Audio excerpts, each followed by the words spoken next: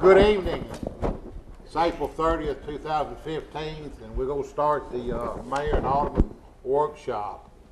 We're going to do a little something different. We got someone who's going to come up here and speak. It's Sharon DeBar from Children's. It's DeBoer from the Children's Advocate Center.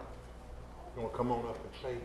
We're gonna move number 8 up to number 1. We'll get these people out. We appreciate it.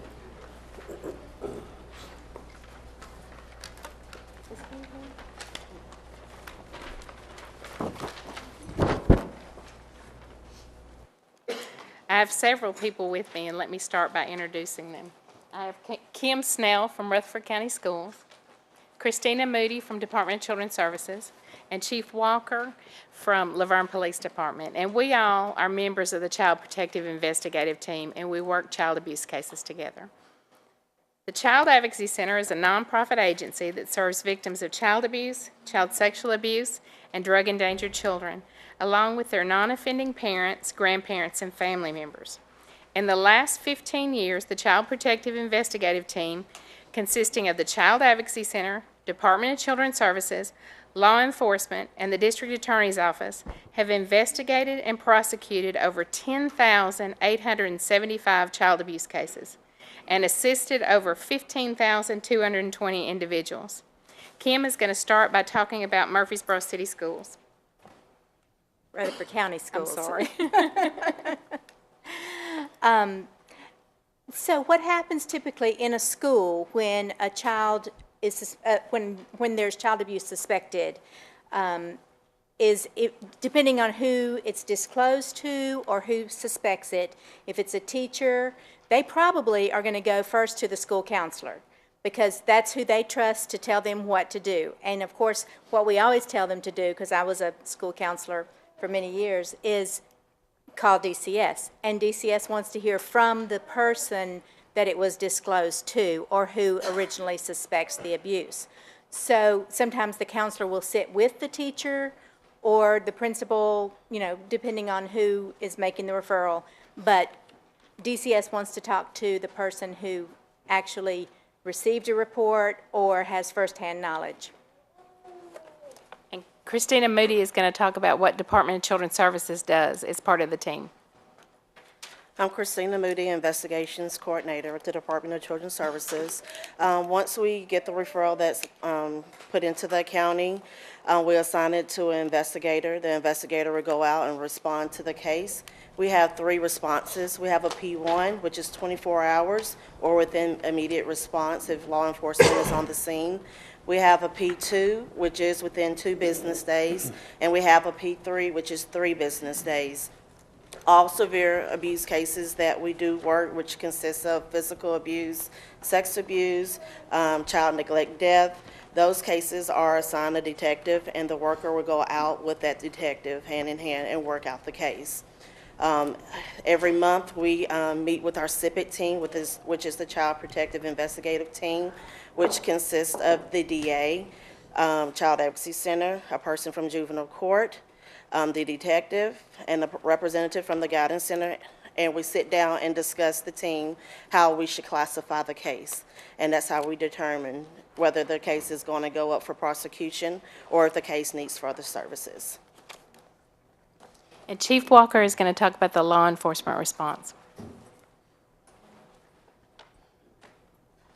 You all have heard me talk about Child Advocacy Center before. Some of you many times, almost every year, and then during our budget hearings as well when questions were asked. CAC is a vital partner for us for many reasons. One in particular that I've talked about more than any is the fact that we have trained certified forensic interviewers. Sergeant Durham and his staff do an awesome job with investigations involving children. We've had several pretty serious cases here over the past few years, and they're very thorough, very detailed, Many times we get pleas rather than prosecutions because people don't want to confront and face what they're going to have to speak up and answer to in a court of law in front of everybody, and it be recorded because of some of the terrible things they've done to our children here. What's sad is there are terrible things they've done to the children that they brought into this world. I'm talking about parents. With the forensic interviewer, they're trained specifically how to, what to, much more than law enforcement. We have to be extremely careful with the way we ask questions, the way we ask follow-up questions, to be sure we're not saying something to a child maybe 5 or 6 years old that's going to cause them to follow along maybe with a leading question. That's why we have to be so careful about it. These folks come in and they're awesome. One of the ladies that's worked on several of our cases as a forensic interviewer came by the office day before yesterday, and we talked at great length about the capabilities that are there in some of the cases we've had. CAC requested, as a nonprofit entity here in Rutherford County, I can tell you that over the last few years, funding at the state level has been reduced. Funding, particularly at the federal level, has been reduced. And they've struggled for the past few years. And the city of Laverne has been one of the best supporters in the county, to be honest with you. But then again, we've had some of the, percentage-wise, some of the highest numbers in this county as well, involving children, both physical and sexual abuse, and then other abuses too. But as the only product of a former Department of Human Services county director in a small rural county, who was one of the first members back in the 1980s of a cooperative program to investigate child abuse, child neglect, etc. I feel very strongly about it. I think this is a very worthwhile expenditure of our dollars, and even to the point that we were able to find a way that we could justify and a legal way we could utilize some of the drug funds that we have, because many of our cases are direct connects to someone, a parent or someone else who is utilizing illegal drugs or have a drug problem, including ethyl alcohol, which is a drug as well. And so many times we see those. That's the reason that I feel so strongly. We investigate, yes, we go to the scene many times, we're there up front, but then many times teachers are there up front. Many times CPS gets it maybe before we do, but through SIPIT, this group of folks that comes together from all these disciplines meeting and going through cases, Rutherford County has some of the best solvability ratings and conviction rates simply because it's done right. And we're able to take that person who would do something to a child and make sure they don't do it again. And I just remind you of one thing. We were all told, whatsoever you do to the least of these, you also have done unto me. Folks, that's the good as well as the bad.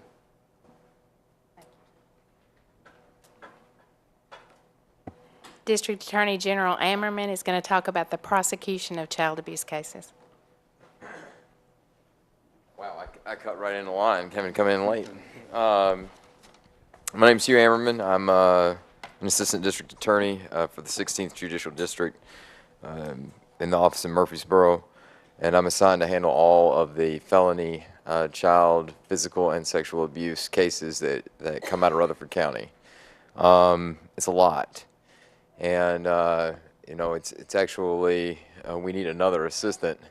The legislature's already turned down the conference's plea for more assistance across the state this year. So it's just me right now, and some of my colleagues help me out from time to time. Been a prosecutor for 11 years. I spent 10 years in Nashville as a prosecutor before moving to Murfreesboro. Right now, we've got about 100 open pending cases. I believe Sharon's told me about 14% of those are 14% of the cases that come out of SIPET are Laverne cases. I work with Laverne detectives every time I go to SIPET. It's once a month. And I have been very pleased with the level of professionalism amongst all of the jurisdictions that I work with, having come here from Nashville, and the detectives do a great job. And all of the pieces have to come together in order for it to be done right, and it can be done wrong. It really can be done wrong. Every now and then I'll see a case that is done wrong, and lots of times it's a young child, and the child is being interviewed by multiple different people and multiple different agencies, and the people who are doing the interviewing aren't trained to do it. In a best case scenario, you get a child sex abuse case with a younger child about, I don't know, anywhere from 7 to 13 years old, and they ought to be interviewed once. And they ought to be interviewed by a forensic investigator at the Child Advocacy Center, because they know exactly what they're doing. They're going to ask the right questions, and in many cases not ask questions. They're going to listen. They don't have the same type of agenda as a strictly speaking law enforcement officer would, who is out to probably make an arrest, or a prosecutor for that matter, who's out to prosecute the charge. They're there to listen and get the straight story as the truth, behind it exists. And that is extremely helpful to us. It is something that generates a recorded interview from a child that is very defendable. It is something that can be introduced through special rules and evidence, without even having the child take the stand. So it can't really function without the CAC and that being SIPET and the process.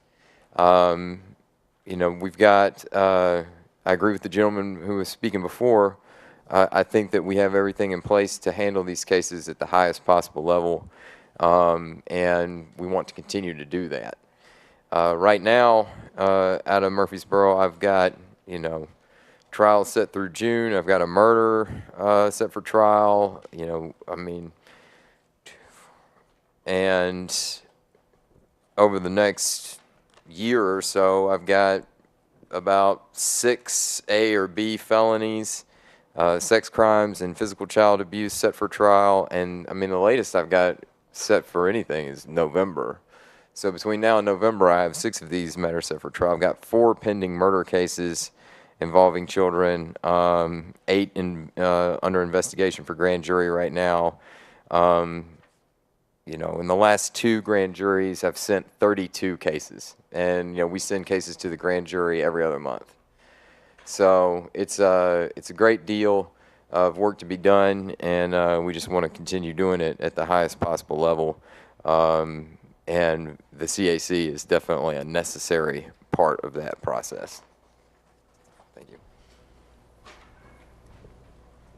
The statistic on child abuse is that 1 in 10 children will be sexually abused before their 18th birthday. When you think of your child's classroom or your grandchild's school classroom, that means if there are 20 children in that classroom, 2 of them are currently being sexually abused. It's hard to think about those kinds of numbers, but we're seeing them, every day coming through the Child Advocacy Center, through Laverne Police Department, through Department of Children's Services, through Rutherford County Schools, through the District Attorney's Office. And I think that it's really hard for us to think about that. If you went home today and your child or your grandchild told you that someone that you know and you trust, because who do we leave our children with? People we trust, had sexually abused them, imagine how devastating that would be for you. And that's what we're dealing with every day. And for us, we have an incredible team of people from Department of Children's Services, law enforcement, the District Attorney's Office. We are very blessed. We have people who genuinely care and do a great job every day. And what we're asking you to do is to continue to fund the Child Advocacy Center. Our numbers went up 12% last year, and we're really struggling with some of the funding cuts. And we would really appreciate it if, you know, you all can help us in any way more than what you have the last couple of years. We would really appreciate it. Now, I don't know what your budget looks like, and if you don't have the money, you know, we understand. But if you have it, we would hope you would help us this year.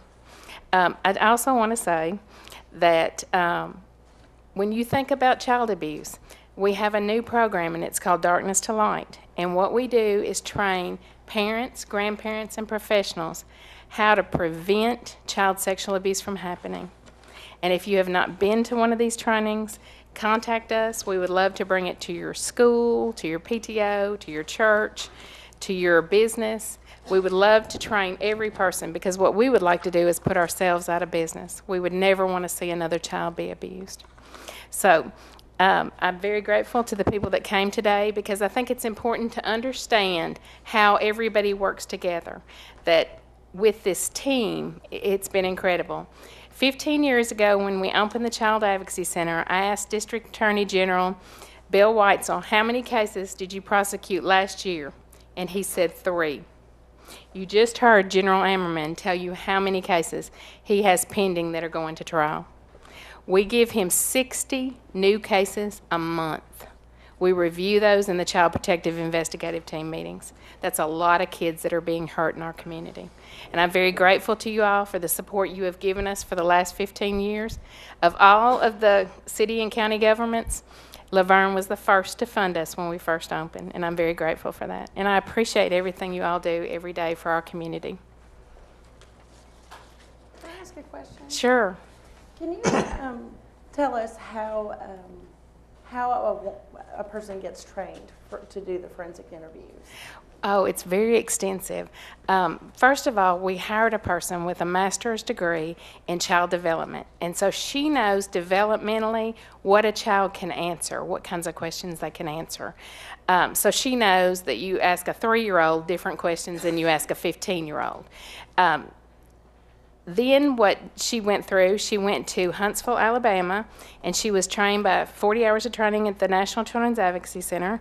And then she went to Minneapolis, Minnesota, and Corner House trained her, and she went there for 40 hours. And then every month, the forensic interviewers in the state, we have a Middle Tennessee group that gets together, and actually they met last week at our Child Advocacy Center. But they bring DVDs, and they critique each other. And they either bring one that's terrible, that they feel like they did a bad job on and they want help for next time, or they bring a DVD that they're proud of, that they show new people, you know, how to conduct that forensic interview. They call that peer review, and they meet monthly. Then she attends a training every month through the Tennessee chapter of Children's Advocacy Centers. And then they do a lot of training online, because it's a lot cheaper for agencies like the Child Advocacy Center to have an employee who is viewing a training online. But they receive extensive training. And we're real excited because we have 2 forensic interviewers now. One of our therapists, we've trained her to be a forensic interviewer too. So, Thank you. other questions of me or anyone else that shared? Mr. Gore, Yes.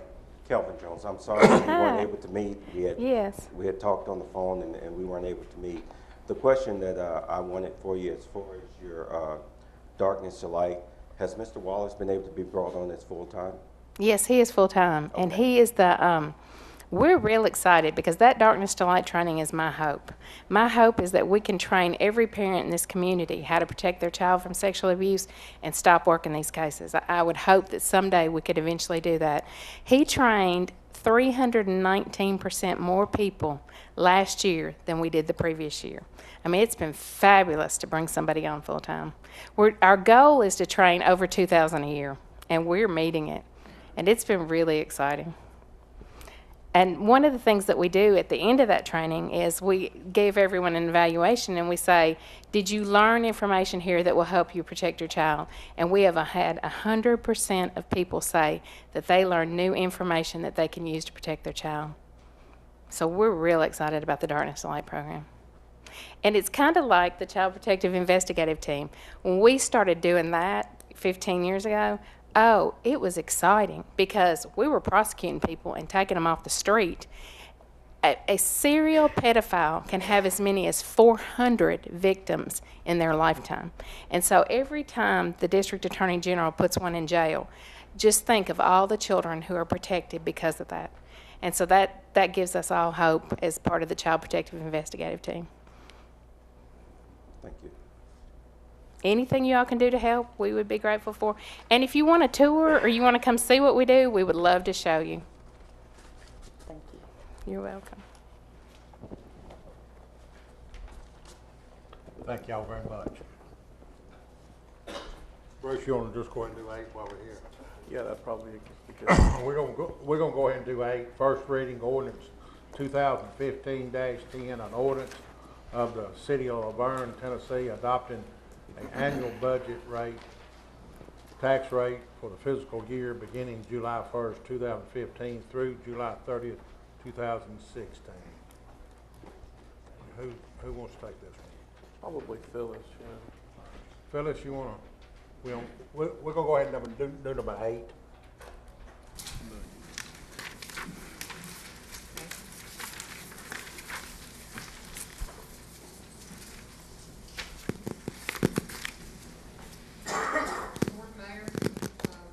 We've had several budget workshops over the past several weeks, and we have narrowed down all the budgets for all the funds.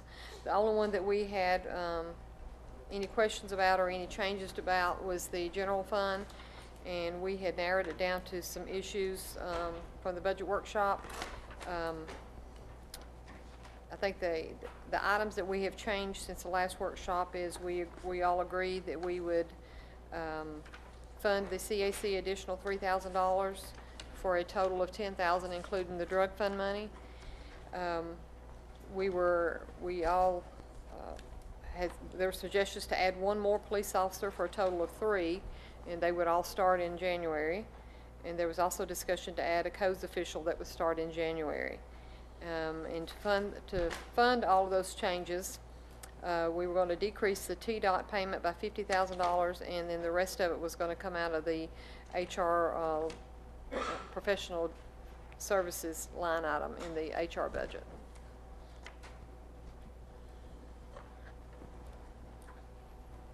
We have any questions?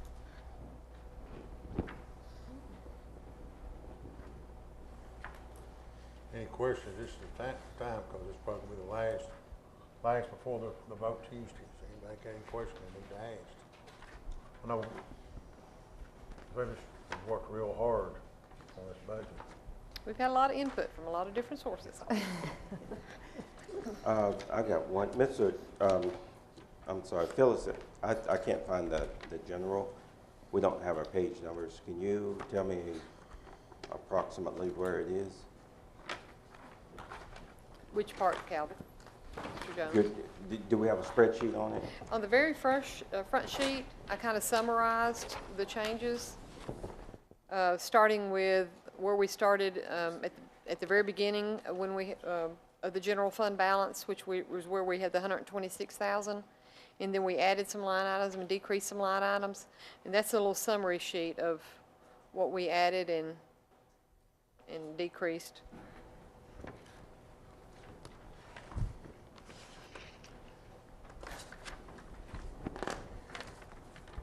Any certain item you're looking for?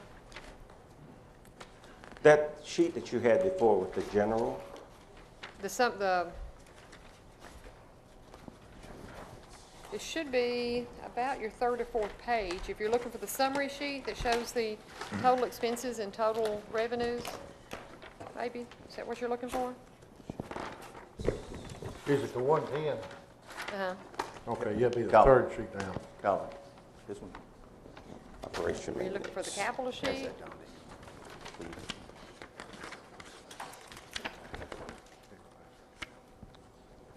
Thank you. Those pages are in the very back if it's one. Okay.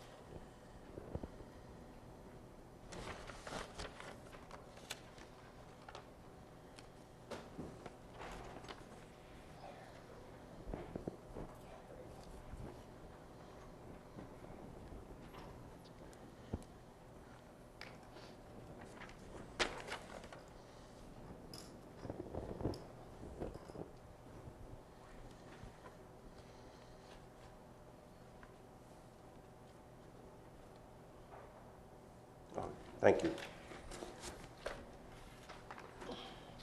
Anybody else have any more questions? I know we went through a lot.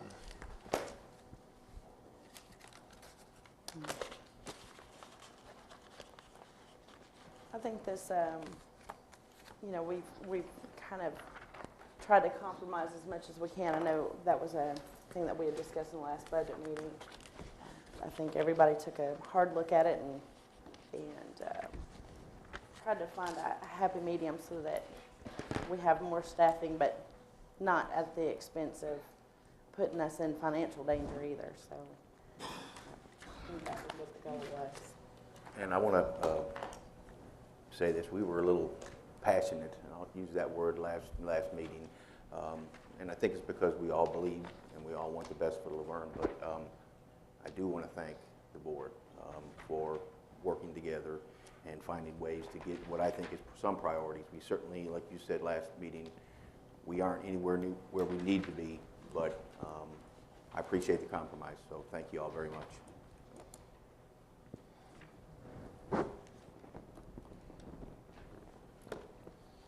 Anybody else has anything, please? Phyllis, I want to thank you because you have worked diligently on this budget like you always have. We've made lots of changes, but that's fine. And I mean, we've I got it. appreciate all your hard work. And I appreciate this board. I think everybody is compromised and gave and take, and I think that's great.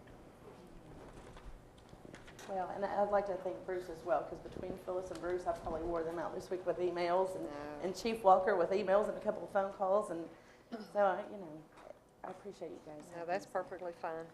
That's how we get it done. You have to communicate. Nothing more said about 8. We'll start from the beginning. Calvin, are you good? The prayer is Vice Mayor Green. The pledge is with Alderman Brown. Look over your minutes for April 7th, 2015, the regular meeting, and April 21st, 2015, special meeting. And we'll go right into old business. Second reading ordinance 2015-06, an ordinance to amend Title 12, Chapter 6, Section 12-602 of the Laverne Municipal Code regarding modification to the residential code. I think this is a second reading. Yes, sir. This is the ordinance that we had at the last regular meeting to amend the residential building code essentially by adding the exemption, or actually deleting the requirements for the 1 and 2 family dwelling automatic fire systems. This is not to be confused with the other ordinance that we passed at the special meeting last week, and we will have a special meeting on that as well on Tuesday night at 6:00 p.m. But this is the other ordinance that we approved first, and this will be at the regular meeting on Tuesday night. Like I say, this is a second reading. That's what we had last. Anybody have any discussion on it? I know we were just about to beat this to death, but anybody has anything else? Nothing said. We're moving on to number 4, second reading ordinance 2015-07, an ordinance to amend Title 18, Chapter 3 of the Laverne Municipal Code regarding sewer uses fees. Who's got this one? I can speak to that in brief. I know that Neil Hall's here if we do have more questions, but you know, last year or maybe even the year before, Metro had asked us to make changes to the sewer use ordinance, and Neil Hall started on those changes, and we finally got clearance on our draft version for the last meeting. And this is the second reading to approve the changes to come in compliance with what Metro is requiring. This is what CTI got up and spoke about. Yeah, he spoke about it last month. Any questions? Let's see.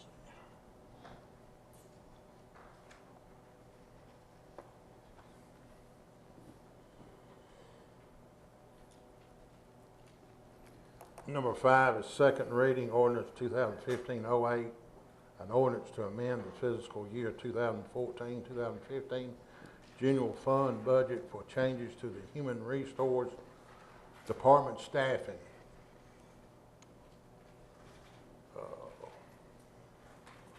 This is something we always talk about. Anybody got any questions on that? We'll get Cheryl up there and explain it. Cheryl, you want to come up and kind of refresh our memory?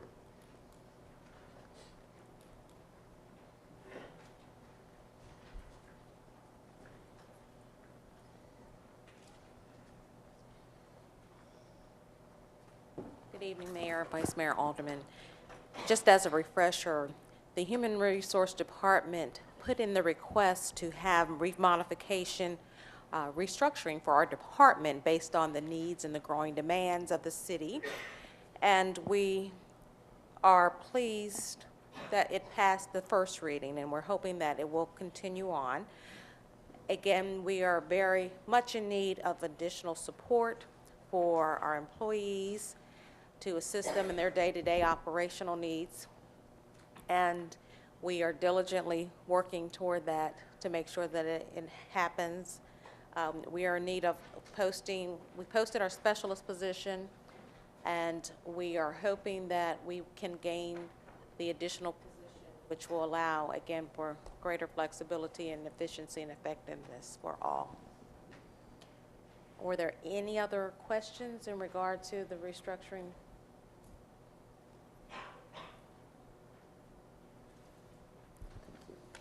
I know since 2004, the HR department has basically been the same, and the personnel is grown. So, you know, it's well overdue that the HR department get some help. She says amen to that. Anybody have anything to add to say? If not, we'll move on to the next one.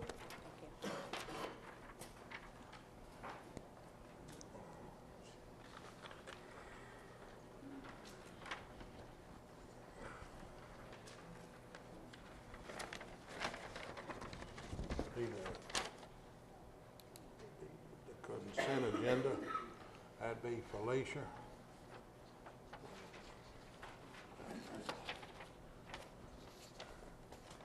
Number 6, consent agenda. Okay, the first item on the agenda is the Glenn and James Pump Station, and I'm actually referring that to Neil Hall because he was here this week and did do that bid, and then I'll go through. Good evening.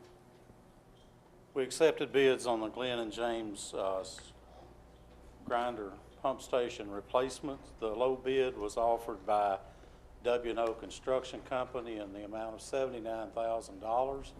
CTI had advised you all previously that the cost of this probably would be somewhere between $48,000 and $60,000. However, in the time that's passed since our estimate was developed, the sewage pumping equipment has increased in price, and also during the rebidding process, we added scope to the work of auto dialers for the pump stations, as well as replacing fencing for the pump stations, which had been removed. W&O is highly qualified to do this kind of work. They have a long track record with both our firm and the City of Laverne. We believe this price is fair and reasonable, and we recommend that the city award this project to W&O Construction Company. Any questions? Thank you.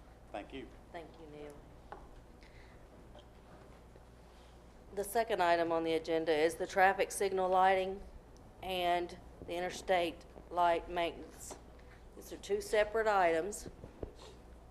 One is at the interstate, and the other is for our traffic lighting at all the red lights. After that came back, we only had 2 responses, and that was S&W and Stanzel Electric. We've worked well with both companies. Garland and I discussed it and contacted the companies. They were both willing to take their portion So we would like to actually award the traffic signal lighting maintenance to S&W, and we would like to award the the lighting maintenance for like the interstate lighting high mask to Stanzel Electric. We've worked well with both companies, and you hate to throw anybody out the door, and because both companies are willing to come and help with the other if something happens that the company can't get here. We've always been able to get one or the other out. And as a general rule, these are safety issues when you're looking at traffic lighting or the interstate lighting being out. Any questions on that? I got a request on that, and I'd like to direct it toward Bruce. Is there a way that we can just separate that and make it 2 and 3? If they're going to separate it and separate S&W with Stansville? We can, but we did it as one bid. So that's why I'm a little concerned about that. The contract would be written up to, and they're aware of the split. I don't know that we'll have a contract per se. They will be awarded generally what they're awarded is a bid, an open purchase order. Okay. That Garland usually puts a dollar amount on that purchase order, hoping not to go over it, because when it comes to maintenance, we don't know. Both companies are aware of which portion they're going to get. But we only initiate one PO. We initiate one PO for each company. One is going to be initiated for the street lighting at the interstate and the high mast, the stuff that our street department can't do. The traffic light signal lighting is going to be a separate purchase order. Okay. And both companies are aware that they're going to get a PO for each portion of the work. We have made sure they are aware of what it would be. Okay. And it is perfectly, we've done a lot of bids this way where we did it and we were able to split it and give part of the bid to one company and part to the other. We have done this before. Any other questions? I think since we put the bid out as one bid, we would need to approve it at the same time. Okay, that's acceptable. But when I do a bid, it is stated in there that all or part of that bid can be awarded to one company or another. Okay. So that there's not going to be a confusion. One company's not going to come back and be upset. We made sure of that before we even come to council with that. Okay. No. Yeah, that's the main thing. We're working with one price, so they know. We don't have a bid price. When it comes to maintenance, you can't say we're going to spend $100,000. We don't know. Okay. Actually, all of that needs to be rewired, because he says a lot of it in there is broken up, and instead of trying to find where it's at, they just pull it all out and redo it. I think at one time, we had several lights out, and it was like $25,000 to replace or repair them. Right now, we've got 2 lights down on the interstate completely gone, and it's about $17,000 to replace both. No, I'm sorry, it's about $9,000 to replace both of those. And in some cases, insurance pays for this, because if it's been a car accident or something, in some cases, insurance pays for this repairs.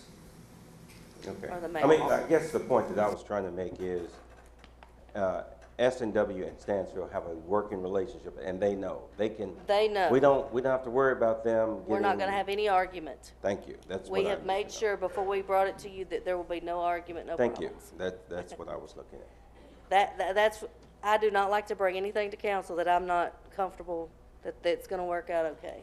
All these bids are basically hourly rates for the equipment used and for, the hourly for the manpower to do the work. We don't have it on a project basis like most bids.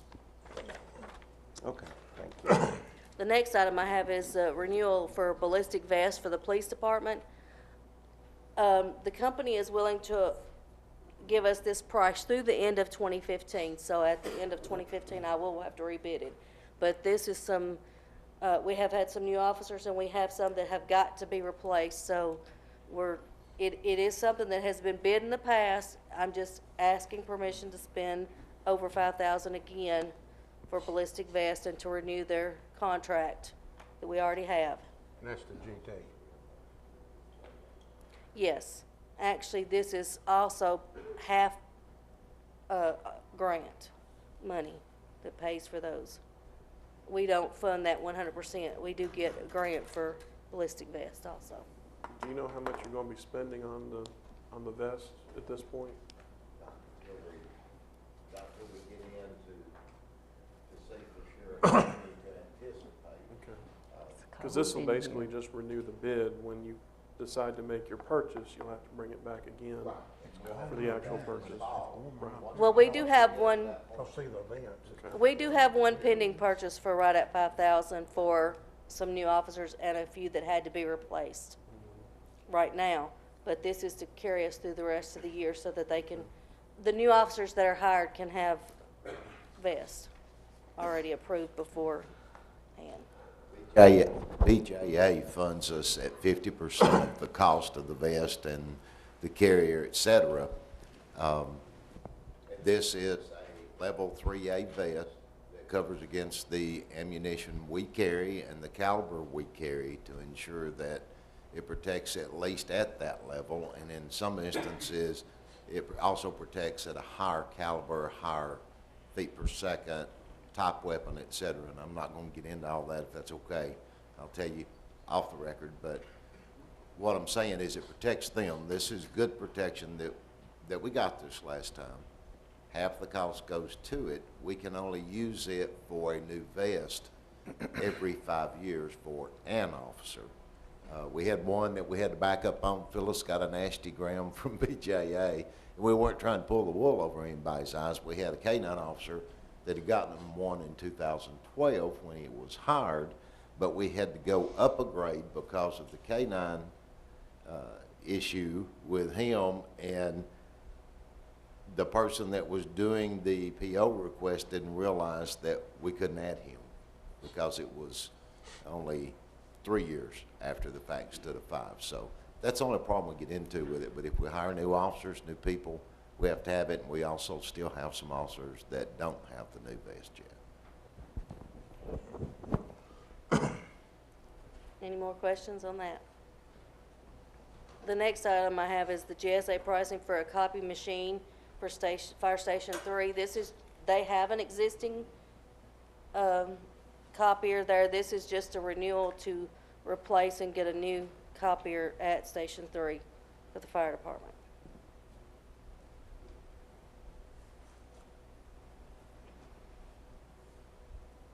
Any questions on that? Okay, the next one is the GSA pricing for a postage machine for City Hall. This is one that all city departments use. I have, for years, had to hear Pitney Bowes. People have been upset with them, and I've talked to them. And I am the person that tries to maintain anything before I call the company. So it's frustrating when you've done everything you know to fix something, and then you call them and they say, well, go back there to the machine and let me see if I can walk you through this again. That doesn't work. I'm down the hall, plus I've already done everything I can, and I don't want anybody kicking it. I've seen people kick copiers, and I get on them. But we have got the opportunity of actually just renting the postage machine instead of leasing it, which makes it a little more just simple. It's a rental program at $58.10 a month, and it would go through the MTR, which is the same company that does our copiers, and we know the service. I actually had Glenn look at the specs before I come to y'all because I've never changed from Pitney Bowes since we've been here. We've been with Pitney Bowes, so to change to an FP machine, I did want IT's input on that, so. Alicia, what are we paying now per month? $330-something a month. We're paying $1,095 a quarter. And I have already contacted Pitney Bowes and let them know that I would not be renewing that. And they told me just to they would go month to month until we had something in place and just let them know. I just wanted everybody to be aware of the price reduction. Yeah. So. That was another thing. I was really, really surprised at the difference. Even if I'd have leased, the difference in price was over $200 a month difference just to, even in a lease. But when he said there was a rental, I went back to the others and I said, okay, can you rent it to me? And none of the other companies that do mail machines would rent me the machine and meter a month. And I couldn't see the price difference not coming to the board and asking. I think that'll save a lot of money. I like to Any say, questions? Well, the finance department has been known as the Department of No before. Okay, the next item on our agenda is the net motion support and maintenance for our police department. Glenn, do you have anything to add to that? This is something that's necessary. We just decided that the 3-year was a lot cheaper than a 1-year. This is GSA pricing. This is GSA also. But if you look, the price structure, to go 3 years is a lot cheaper than to just go for 1 and have to renew it every year. So that would save the city some money also. And so, you know, that's for the additional authentication or checks and balances from a security standpoint that the FBI does with their criminal justice information system for mobile appliances that we utilize to access any of those records. And NetMotion is an authentication that works very well with the mobile software, the communication software, et cetera, that we have. And it's a very, very secure method of us talking with a laptop back to any database we need to touch. That's what we have to have, more than just one thing to get in and log in. You've got to have this device too, which is a very secure device that allows that communication to occur so that we can utilize them on that system.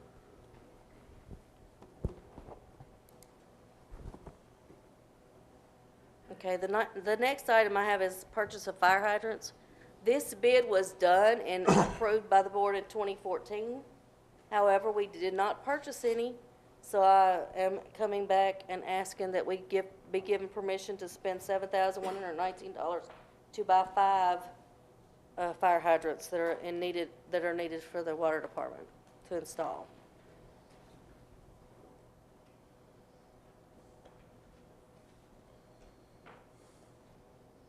Any questions on that?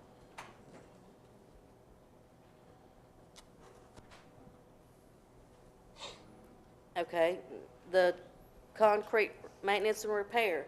That also is a current existing approved contract with Marcor, but because we are spending more than $5,000, I'm coming back to council asking permission to have these items fixed. Now, if you'll see, I have put where the fire department, the stormwater department, and the water department are paying for their portions of this $7,896.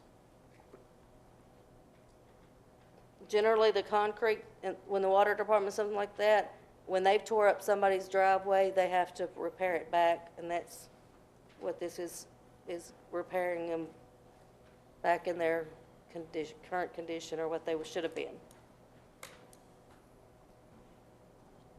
Any questions on that?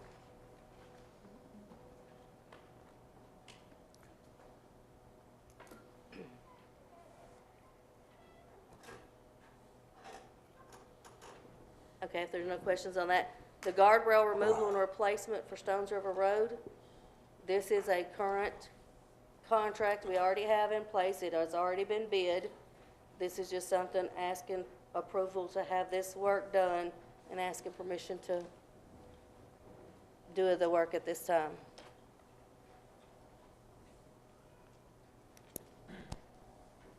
that's from an auto accident that's going to be. Is there any reimbursed. chance Garland of getting any of this money back?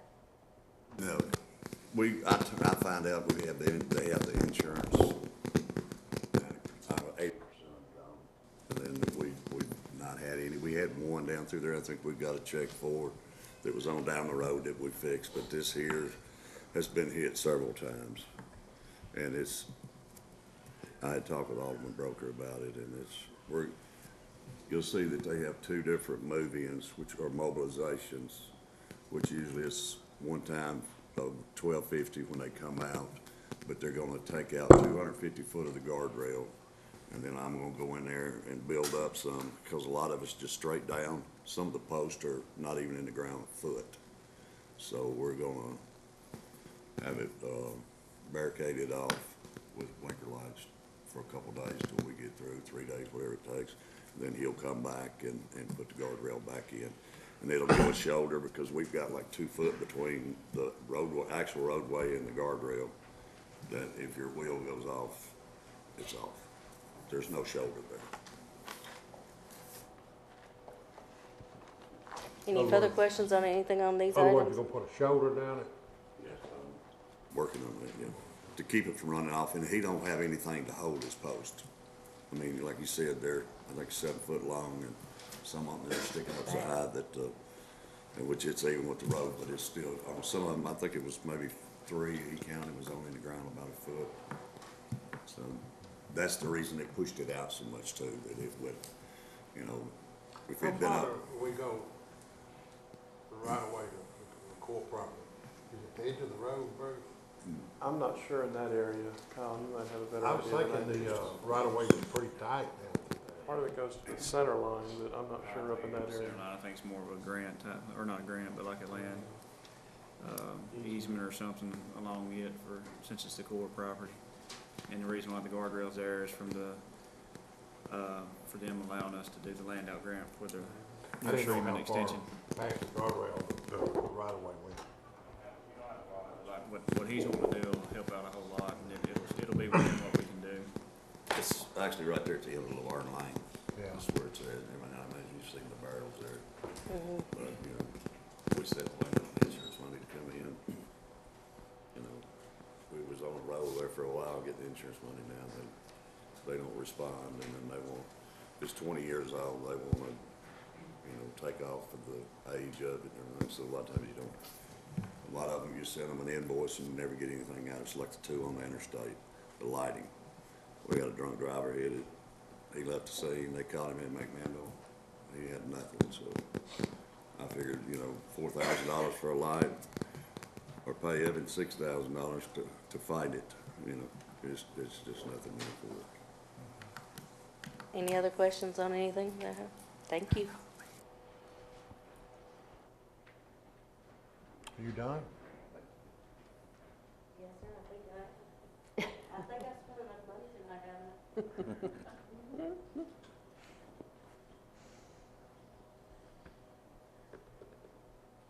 Okay, approve or able to allow Bradley for Cummins LP to present McDonald's lawsuit against the city of Laverne. I guess that's.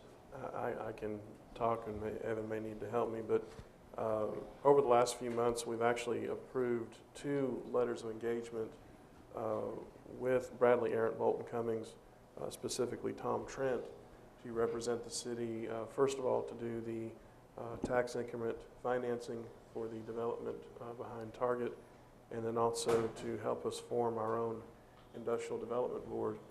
They were going through their records and found that they also, one of their attorneys represents McDonald's in the condemnation lawsuit that they have against the city for Walden Road. In order for Mr. Trent to help us with these 2 items, we have to approve a waiver to let them do that. So, because it's within the same firm, and Evan might can explain it better, but that's in a nutshell. Bruce did a good job. That's the summary. Okay. But you're comfortable with it? Yes, sir. Okay. We had to do this last year in a similar situation with Bassberry and Sims, and I forget the 2 lawsuits. One was. Yeah, there are bond counsel when we do a bond issue, and they also are handling. I can't remember which one it was. I don't remember. And McDonald's waived it as well, correct? Yes. So, okay. Okay, we're doing number C, approval of contract to audit accounts with Yearly Hurley and Associates for the fiscal year of 2014, 2015. This is something we do every year to approve the contract to have Yuri Howell audit all of our accounts, and this is for the current fiscal year.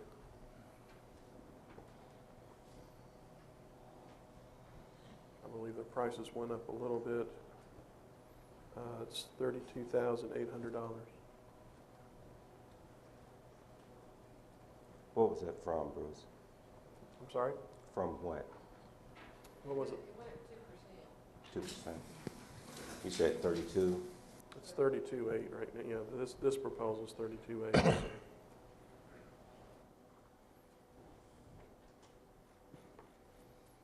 Approve a maintenance contract with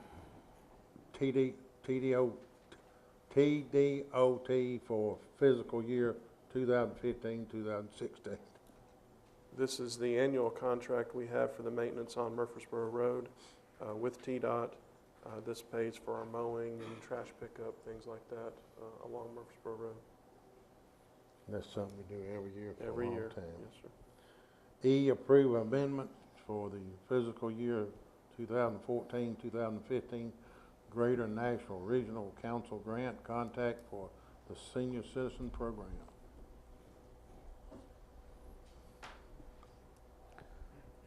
This is an amendment with GNRC for the Senior Citizens Program. AC, do you know exactly what this is? Was the amount that we had on there was wrong, so this is just a correction is what it is. They had given us a little bit more, and we had to put the correct amount on there, and since it was an agreement, it had to be signed again and redone, but that's where they had given us a little bit extra. But that's just money that we get for the senior citizens. Correct. Yes. Approval of sponsorship agreement with Landa Frost for the spring baseball, softball leagues. That's where they sponsor us for uniforms based on how many teams we have and the age groups and everything. And we did get a call from one of the people that we've been working with through them the other day. Doesn't seem like they're always on the same page, so we're trying to make sure one said this amount, the other said this amount. So we're obviously want to go with one that's going to help us the most. So we're waiting to get the exact number back from them. But yeah, that's always good. They do it every year. This is the last of the consent agenda. Anybody on here, look it over, and if anybody wants to pull any items out, put them on a line item, just notify Bruce. Moving on to new business, appoint or remove board members. Economic Development Advisory Committee, one term vacant. Yes, sir. This is a vacant position. It's been a month or two. Miss Virginia McMath resigned. We have been advertising this on Channel 3. At this time, we do not have any applications. If we don't receive any by Tuesday, I'll take it off the agenda. B, Senior Citizen Advisory Committee, one term is vacant, and 3 terms expired 4/30/15. Yes, sir. There's 4 terms total, and they actually all 4 do expire at the end of, like today, April 30th. Connie Jones had actually resigned a few months ago, and we weren't made aware of it until this last week. And then Kay Jones, Grace Murillo, and Sybil Pedigo are the 3 terms that expire today. We have spoken to Kay Jones and Sybil Pedigo. They would like to stay on the committee. We're still trying to reach Grace Murillo. We'll keep trying and hopefully get in touch with her before Tuesday night. C, FYI, Greenway Advisory Committee, 2 terms expires 5/31/15. Yes, sir. The terms for Ken Cowan and Doug Smith expire at the end of May. This is just for informational purposes only. We will advertise this on Channel 3, and this will not be on the agenda Tuesday night, but you'll see it back next month. Moving on to D, FYI, Parks and Recreation Advisory Committee, 2 terms expires 5/31/15. Yes, sir. Here again, terms for Jason Cole and Robert Simon expire at the end of May. This will not be on the agenda Tuesday night. We'll begin advertising these positions, contact the existing members, see if they wish to remain, and this will come back next month. Moving on, we've done number 8, so move number 9, first reading ordinance 2015-09, 2015-11, ordinance to amend the Laverne zoning ordinance as it pertains to the alternate native physical services. This went through Planning Commission Tuesday night. Basically puts limits on distance requirements on alternative financial services, your check cashing services, your payday loan, car title loan, that sort of business. Requires that they be no less than a quarter mile from each other.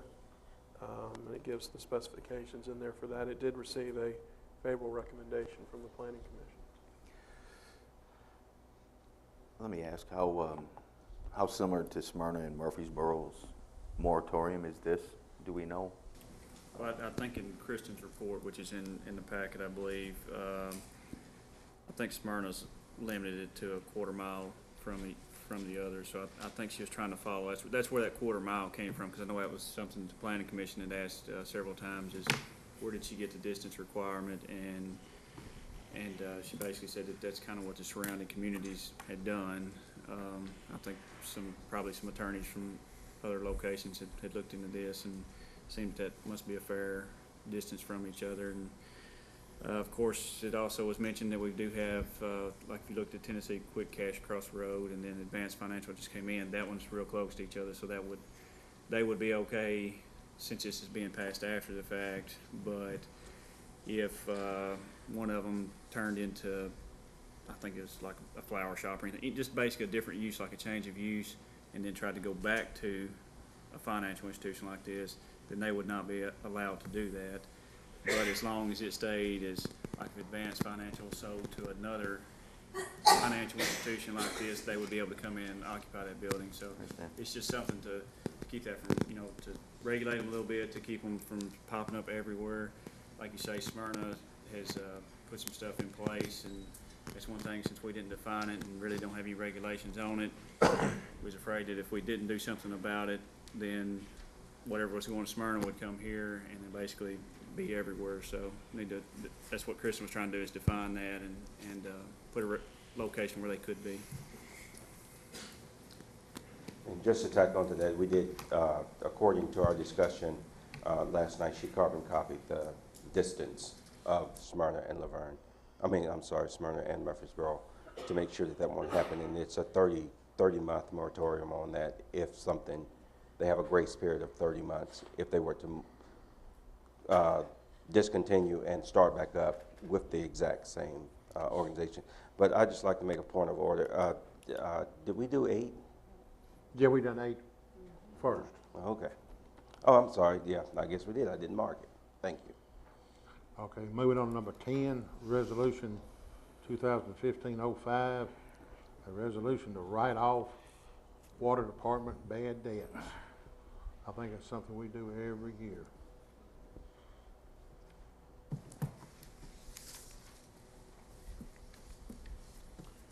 And number 11, Resolution 2015-06, a resolution to write off uncollectible property tax accounts. I don't know if we've done this every year or not, have we, Phyllis?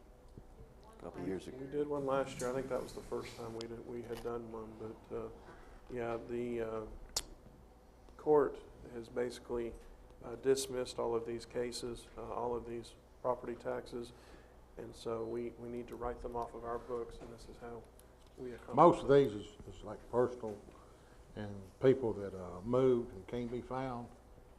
Yes, sir. Most of these are personal property tax.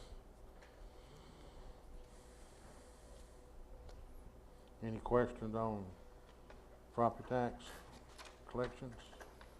Number 12, Resolution 2015-07, a resolution of the City of Laverne Board of Mayor and Aldermen to declare certain property owned by the city to be surplus. City needs to direct disposal of the same. Yes, sir. There's several items on this resolution, a couple of shredders here at City Hall.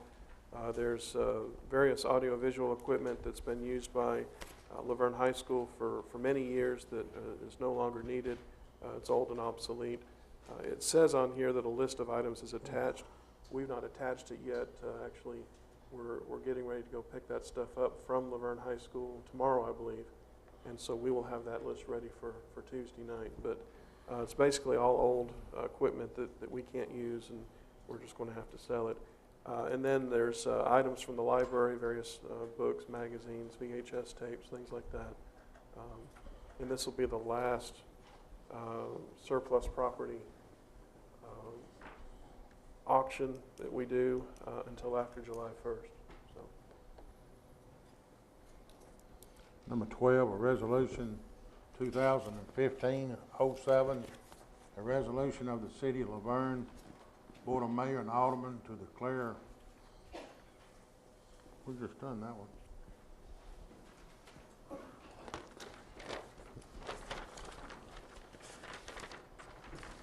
Right, we're moving on to number 13. I didn't have number 7 right down. Number 13, a resolution 2015-08, a resolution to amend personnel policy and procedures manuals by adding a employee rehire policy. Yep. Cheryl, you want to come up here and talk about this one?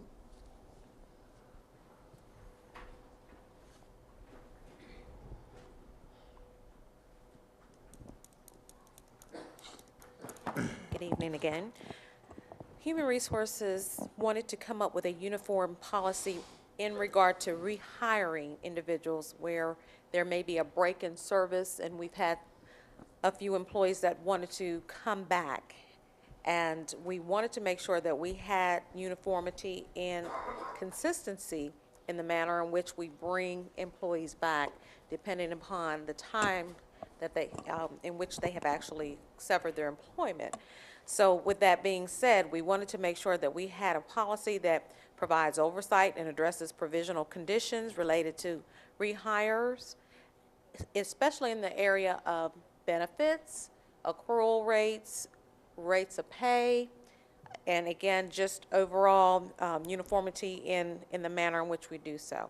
Make sure there are no questions, that there's no bias, there's nothing that would be done for one and not done for someone else, and this was well needed. So a lot of research was put into this, and feel that this is a fair and equitable policy in regard to rehiring. Any questions on number 13?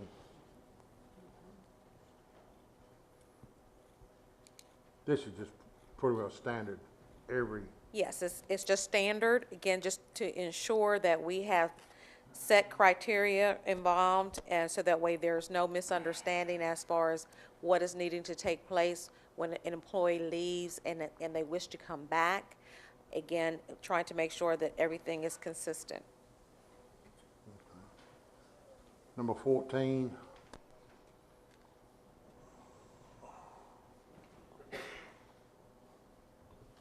Policy in regard to our background check process. For years, we've been working with the Kroll Service Group, and they have been recently purchased by Hire Right. Unfortunately, there is a new agreement that has come about, which we knew nothing about. It was developed back in October, November, and they were sending it to a former HR director who's no longer here, about 5 years back. So what we needed to do, we needed to have this reviewed by council, and Evan has done a great job, and Nick, in reviewing the information as provided. However, there are some changes that we asked them to make, and they were unable to do so. With that being said, we needed to present the actual agreement in its entirety for review by council for approving. We are, at this time, we're not able to do our background checks because of this holdup with the agreement. So we just need some guidance. And Evan, have you had an opportunity to review anything further? Nick took a look at this. Yes. But as the council, as the board knows, it's not ever up to the attorneys about whether you do something or you don't do something. we're just there to provide you our opinion as to what's in the best interest of the city and what's not. So there's certainly nothing that would prohibit you from moving forward and approving this, but obviously the best case scenario is they make the changes that we feel like they ought to make before you move forward with it. So I'll certainly be prepared to discuss it on Tuesday night if you want to talk about it then, or want to defer action. I know, I'm sure it's put a burden on the resources because you can't move forward with new hires. That's something wrong unless you get this. Right, we're in a holding pattern, and we have testing going on for police next week, and this weekend, this Saturday, and the following week, and I know Parks and Rec, they have a huge need for the summer, and we have about 2 individuals that we've been holding on to, and so it's really essential that we need to move forward with a policy or with the agreement. And then we're also going to look at some other options as we move forward. We may need to explore other carriers or other business products that will help us in the future. But right now, we really need to move forward. It's not going to hold up our hiring because we do. Right. We can do our folks directly through TCIC, NCIC, but we can't do employees in other departments because they're not connected to criminal justice information system. As long as they're tied to it somehow, we can do our sworn and non-sworn, but not the other folks that are here. We can do driver license checks to make sure they have a valid license, but other than that, we can't do the criminal background problem things that this group can do. On the last page of this item, there is a listing of the language that Nick had, when he reviewed the contract, that he felt needed to be changed, that they are not willing to change. So take a look at that as well. And here again, we can talk about this Tuesday night. Evan can explain it better at that point. What's that page, Bruce? 207. Again, this is something that was brought to our attention just within the last month. The changeover took place in October or November, and unfortunately, they were sending the invoices and the billing to Kathy Payne, who has not been here for 5 or 6 years, I believe. So this is something that was just brought to our attention when we went to follow up on some background checks, and they told us our account was suspended for non-payment. We paid the account, and then they said it was suspended for not signing the agreement. And all of this was directed toward Kathy, who is no longer here. So. If you want me to, I can, looking at the summary here, I can tell you the main concern. One is, that those of you who've been on the board, and maybe some recent new additions, know that generally speaking, local governments can't indemnify third parties, meaning you can't insure against other people if they get sued. You can protect your own people, your own officers and stuff, but you can't say, for example, in this agreement, Kroll, if you get sued, the city will pay your lawyer's fees and pay for a judgment. We can't do that. So the fact that they're not willing to do that, to me, is sort of a deal breaker, and I'm happy to talk to them more about that.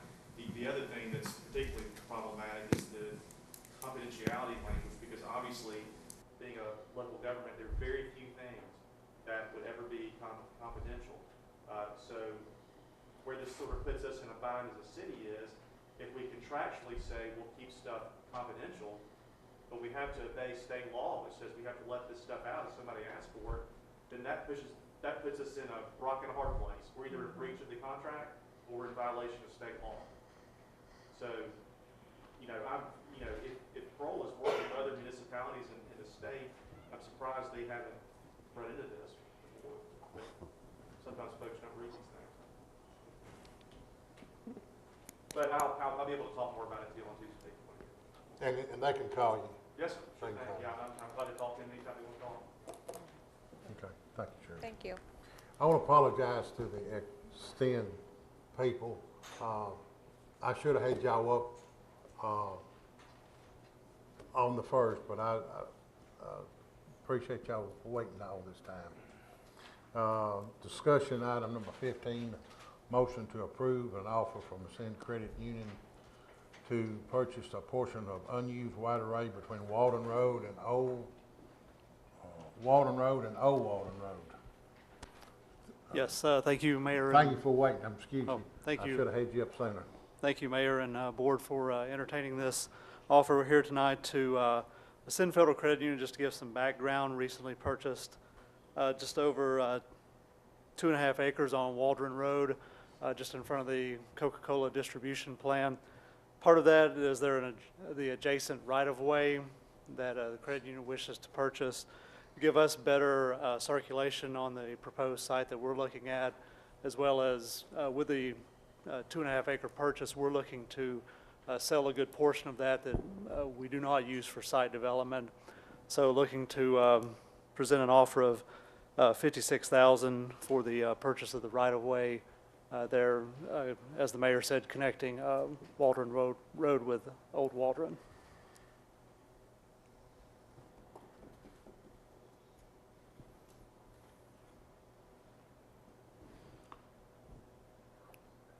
I know, Bruce, we was in a meeting. You'll kind of get everybody caught up on this. Yes, sir. We did have a meeting with Ascend a couple days ago, and their offer is for $56,000. We did have an appraisal completed on the right-of-way, and the appraisal came back at $76,000. Of course, this is on Waldron Road, one of our main streets in town. So, you know, it's really up to the board if you want to take the offer of $56,000. We have had this right-of-way for quite some time. It was on the major thoroughfare plan at one point to connect to Old Waldron Road to New Waldron Road, essentially. But when the Waldron Road widening took place, it was decided to improve the International Boulevard intersection, which would essentially make this unnecessary for city's future use, because we won't put a street in there because it's too close to International. We did pay $3,000 for the appraisal, and like I said, it did come back at $76,000. You know, it really just boils down to how the board wants to justify. Obviously, they're going to develop. They're going to bring a new banking center there, credit union, and then sell off another remaining portion of that lot for future commercial businesses there. So if you look at it from that standpoint, you know, we'll bring additional commercial growth, hopefully sales tax, obviously increased property taxes down the road. So it's just a balancing act if you want to accept the $56,000, or you could even make some sort of counteroffer if you wanted to meet somewhere in the middle. It's really just a decision by the board on selling this property. $76,000 was the appraisal.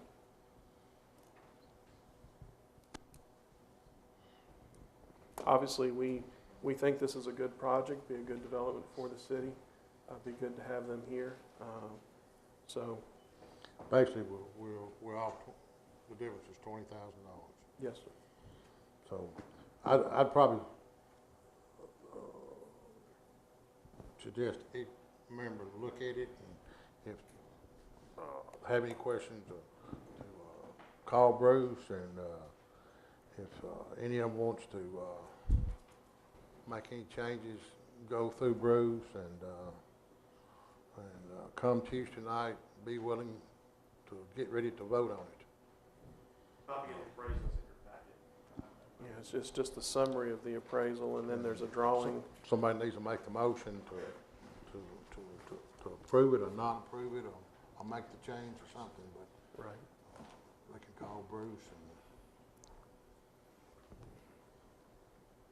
Yeah, there's a drawing of the right-of-way also in the packets, and then there's a kind of an aerial view of the area as well, kind of give you a better idea of exactly where this is located. And if you do want to see the entire appraisal, I do have a copy of that as well for you to review. I appreciate you coming, and I apologize. I was not had you up early. You could have been gone. We're glad to be here and glad to be in Laverne, so thank you. Come in, Laverne. Okay, the next is discussion on farmer's market. That's you, AC. Again. Another again. Yeah, well, when all this discussion's been going on, I was approached with a pretty unique idea. I had no idea that farmers markets and libraries was a connection somewhere there.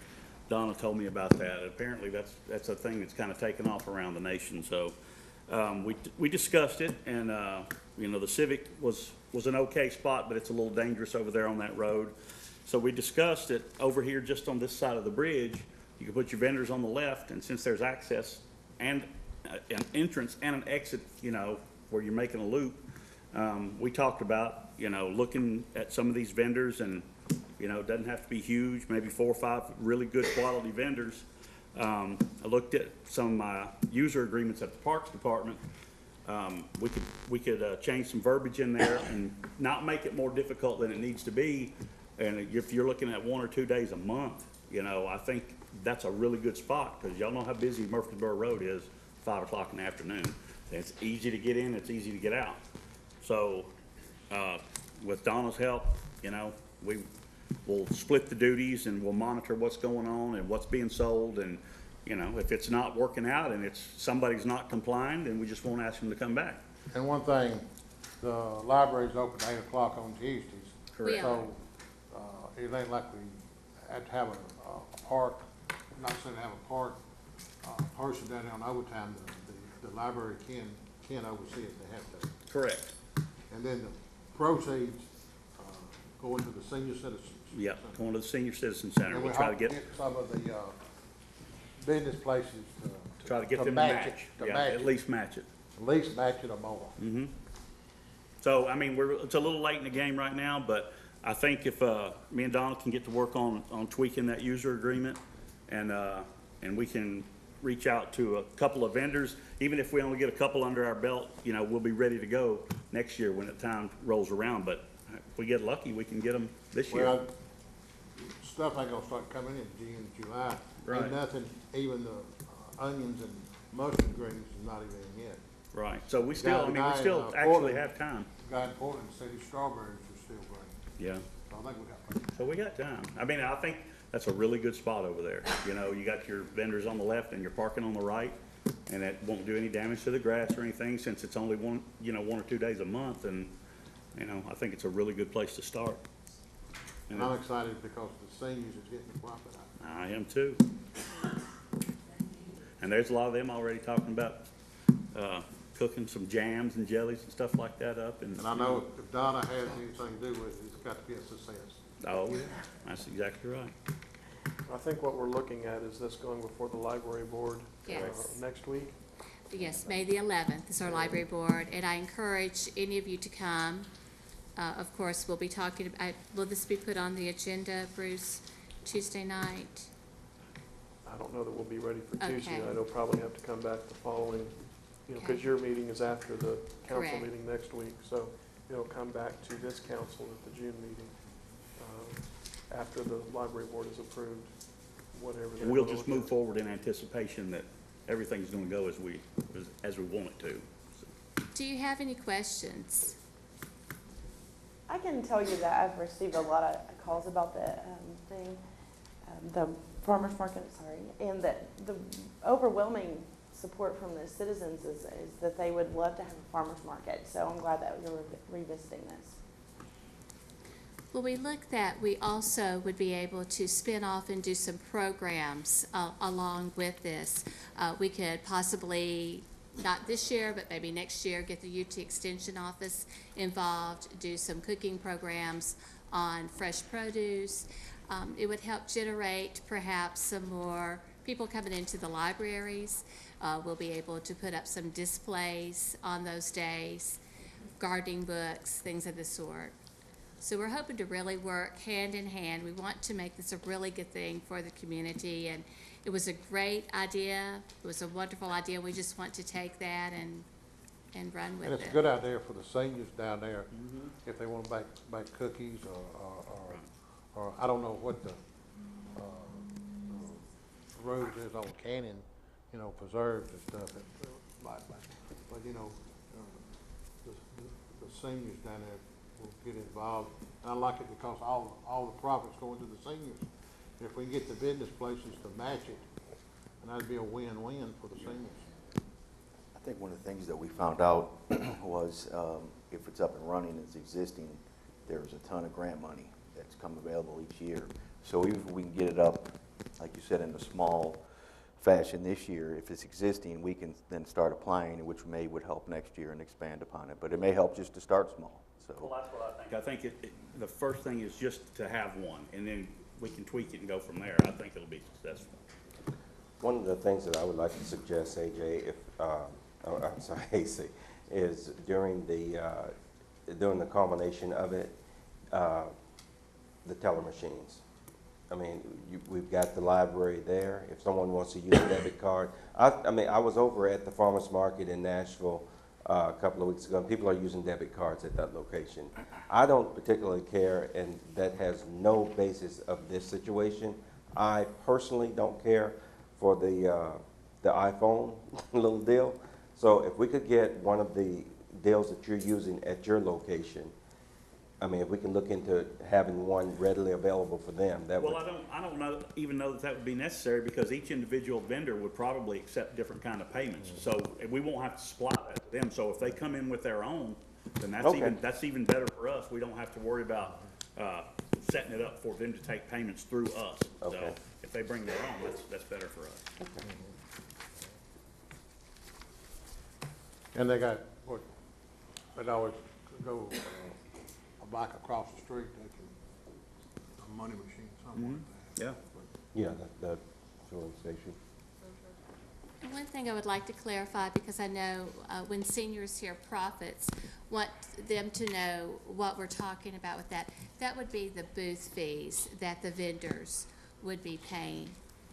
And that would be what would be given to the seniors. Of course, the vendors would be taking their money home with them. Just wanted to clarify that. And it would be the booth fees. Just a quick clarification, do the booth fees come, is that a daily rate or an hourly rate? Probably a daily rate. Yeah, it's a daily rate per visit, you know, for each time they come out. Okay. Yeah. Would they still need the permit, Bruce? Yes, I believe so. That's why we're taking it to the library board for their approval, and then we'll bring the rules and regulations back for approval here. Okay, thank you.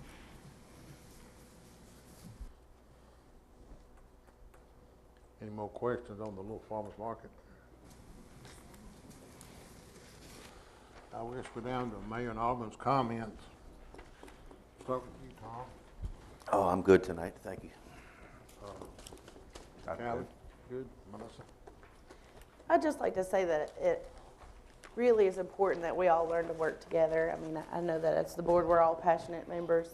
We all have our own skills and individual unique talents that we can dedicate to the city. And if we all just keep in mind that if we put all of our efforts together towards the city and not try to divide it, but try to unite, I think that we can go a lot further in this town than we've ever been before. Vice Mayor Green. I want to congratulate the Laverne Rescue Squad. They received a grant from the Firehouse Subs, and they received a boat and a trailer and a recovery bag through a grant, and they officially got it yesterday at the Firehouse Subs this morning, and everything was awesome. Great pieces of equipment, and appreciate the rescue squad and Firehouse Subs and everybody and we had a Chamber of Commerce, we had a good crowd show up, and I appreciate everybody that come out. And May is Health Awareness Month. Just found that out today, so everybody stay in good health. And we got a good week, pretty weekend ahead of us. Everybody enjoy it. And if nothing else, I'll call this workshop adjourned and see you Tuesday.